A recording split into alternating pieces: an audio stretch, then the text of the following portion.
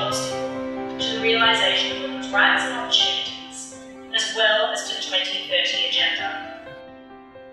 So it is for all of these reasons that the EU and the UN have partnered to create the Spotlight Initiative, Safe and Fair, realising women migrant workers' rights and opportunities in ASEAN, is a part of this global Spotlight Initiative.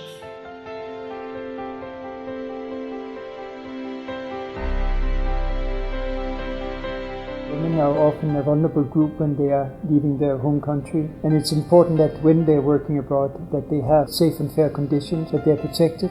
What's in the mind of these women was that they wanted to send money to their family.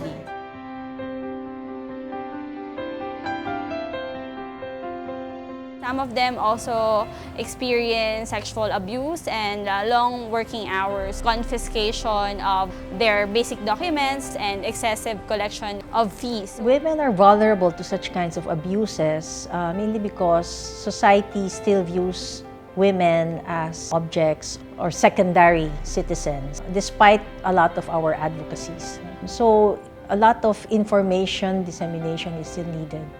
A lot of empowerment exercises or experiences is what they need to have value, to value themselves.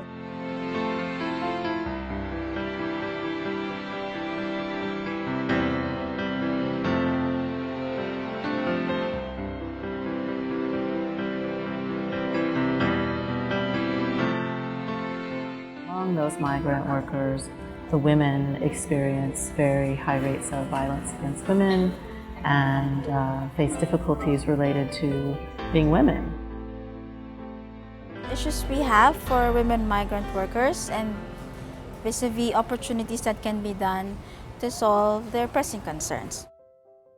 Migrant women workers, especially domestic workers, they would really like to come back to the Philippines, but what is keeping them is the lack of economic opportunities in the Philippines. For women migrant workers, reporting mechanisms when certain cases of violence happen.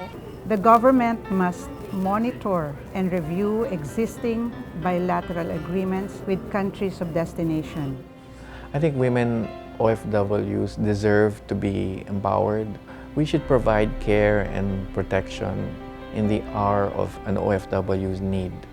Meaning I'm looking at the effectiveness and the timeliness of the kind of help that we render or deliver. So we must be there at a time when the OFW needs us the most. The Philippines government has ratified a whole range of international labor standards and conventions to protect migrant workers. However, there needs to be more efforts to have better implementation of the laws. We are delighted to work with the UN system and ILO to promote safe and fair conditions for Filipino workers working abroad.